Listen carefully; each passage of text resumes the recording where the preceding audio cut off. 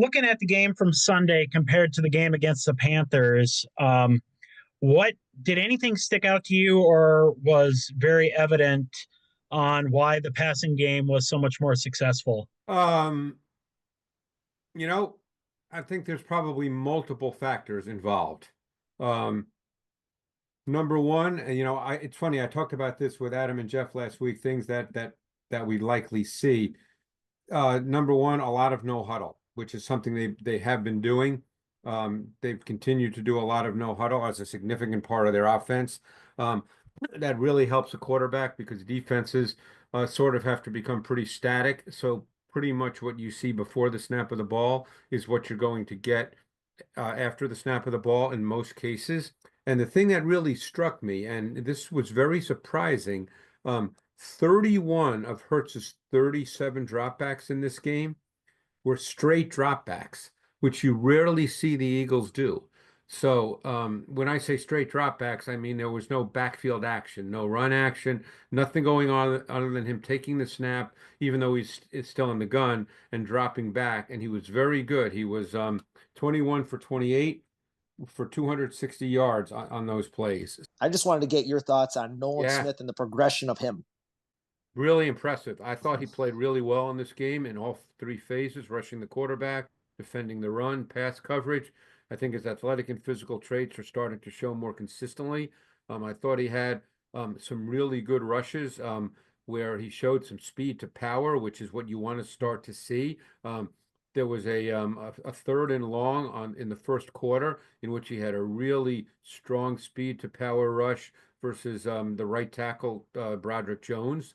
Um, I thought he's getting significantly better initiating contact than playing off that contact, and that's what you have to do in the NFL.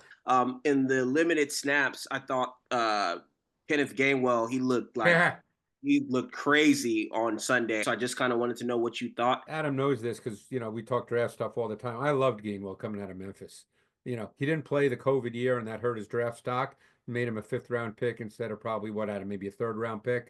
He gained maybe 1,400 yards rushing. He ran routes like a wide receiver. I loved him coming out. I thought he fit the NFL game really, really well. I knew he would not be a feature back in the league, a guy a Barkley type. Obviously not a Barkley type. There's not many like Barkley in terms of size and speed, but I didn't think he'd be a feature back. But then he'd become team and scheme dependent.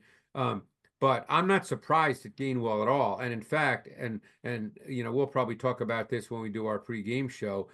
But in the first Commanders game, they actually went no huddle, and he had two back-to-back runs. And I forget, it might have been in the third quarter, where for like 13, 14 yards. But he's actually a tough runner. He's just not big enough to be a physical runner, for 20 carries a game. Do you remember the play where Freiermuth scored the touchdown? It looks to me like Bond has inside leverage on him to help, and that CJGJ is supposed to have outside leverage and guard, the area by the pylon, not get beat to the outside because everybody else is up close on their guy. I mean, if I had a defensive back coach here, maybe tell me I'm wrong. I personally think that Gardner Johnson should be playing outside in. Yeah. Yeah, because they're playing, it's a 3-by-1 formation. So DeJean is clearly playing man on number 2 to Trips, clearly, because his eyes are on him. He's not looking at anybody but him. Yeah, and actually the corner, who is, I think Rogers here, Rogers is actually, he's got eyes on number 1 outside.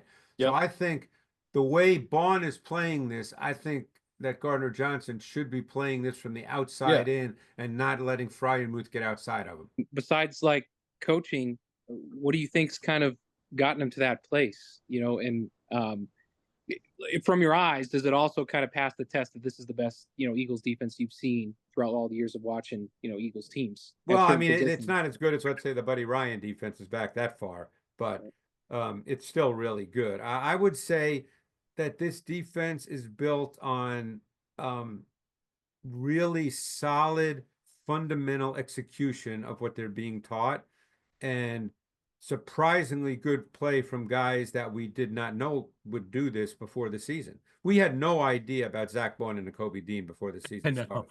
For all we know, they could be playing two different linebackers right now if it didn't work out. and Zach Bone's played at a really high level. I think Dean's continued to get better as well. You know, it looks like they've got, yeah, who knows what they're going to do with Bond. I mean, he's on a 1-year deal, but Yeah. I personally think they should sign him. Obviously, I don't know what his agent's going to ask for. You know, I mean, you know how this stuff goes. Agents ask Yeah. for so much money, and then teams, have to decide. You can say what you want, and I loved his tape coming out, but no one knew about Quinyon Mitchell. You know, I mean, I think we all thought he'd be good, but we didn't know he could step right in and start. And we didn't even know that through training camp because he played slot a lot in training camp and even in the preseason games. So we didn't really know when he was put at right corner to start the season, and he struggled. I remember down the stretch in the Atlanta game where they went after him on that final drive and he got beat a few times. But he's played at a really high level. So, and I got to tell you, and this is purely based on tape, but I've also talked to some people in the building. I think Reed Blankenship's a really good player. Greg, you've always told us that there are voids in zone defenses. Maybe I'm wrong, but I don't know that there's been a void so far. The goal in zones is to, in a sense, show those voids and take them away. And Okay. that's why you have the match, carry, deliver principle. Yes. So for people that don't know what that means, in zone, particularly in Vic's zone, and the way it's taught is it's not pure zone where people run to a landmark and they stand there. It's not zone like that. It's really a zone principle with match. Okay. So in other words, you match a route, you carry it to a certain point, and then you're delivering that receiver to someone else.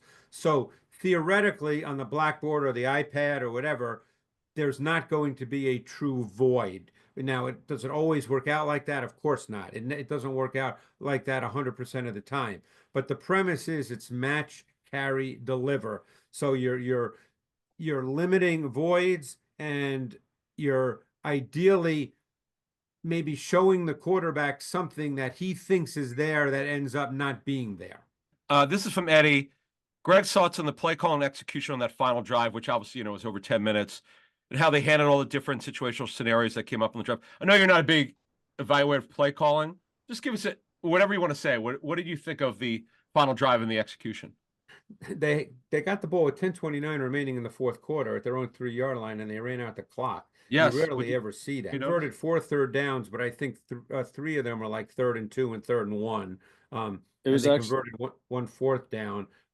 I didn't see anything that I thought was, oh my God. I mean, the game to me at that point, and this is odd to say about the Steelers normally, I thought the game at that point, the Eagles were just a far more physical team, and that the Steelers were worn out. One from Carl Stevenson, our friend. He just couldn't make it. Anything overall from the D-line group or the edge group, specifically Smith and Hunt? You already talked about Smith.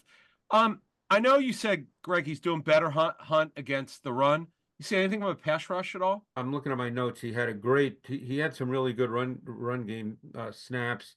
Okay. Pass rush, I didn't, there was no particular plays where I went, oh yeah. But I mean, I think he's playing solid football. I mean, don't forget, guys didn't play as many snaps this week. The Steelers had 41 offensive snaps. I know. That's like a ridiculously low number. I mean, a ridiculously low number. They had the ball for just over 20 minutes.